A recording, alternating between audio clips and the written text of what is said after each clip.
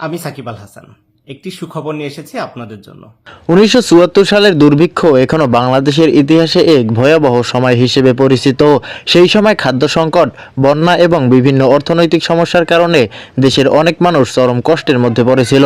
অনেক গবেষকের মতে প্রাকৃতিক দুর্যোগের পাশাপাশি সরবরাহ ব্যবস্থার দুর্বলতা এবং বাজারে অস্থিরতাও এই সংকটকে আরও গভীর করে তোলে। এই ঘটনাটি আজও বিভিন্ন আলোচনা ও রাজনৈতিক কথাবার্তায় উঠে আসে। কেউ এটিকে ইতিহাস থেকে শিক্ষা নেওয়ার উদাহরণ হিসেবে দেখেন, আবার কেউ বর্তমান পরিস্থিতির সঙ্গে তুলনা করেন।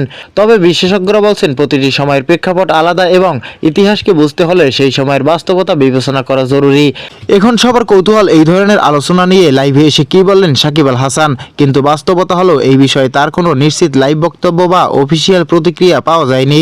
সব মিলিয়ে বলা যায় ইতিহাস আমাদের অনেক কিছু শেখায়, তবে তা বুঝতে হলে সঠিক তথ্য জানা খুবই জরুরি। প্রিয় দর্শক, বাংলাদেশের এমন করুণ পরিস্থিতি নিয়ে আপনার কি মতামত কমেন্ট করে জানিয়ে দিন। আর ভিডিওটি ভালো লাগলে অবশ্যই লাইক, শেয়ার এবং সাবস্ক্রাইব করুন।